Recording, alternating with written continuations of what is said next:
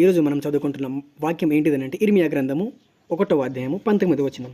వారు నీతో యుద్ధము చేతురు గాని నిన్ను విడిపించుటకు నేను నీకు తోడై ఉన్నందున వారు నీపై విజయము పొందజాలరు. ఇది యెహోవా వాక్కు.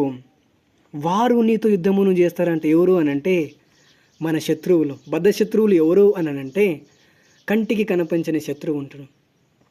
వారు నీతో యుద్ధం చేస్తారంట కానీ నేను విడిపించుటకు నేను నీకు తోడై ఉంటా. హల్లెలూయా.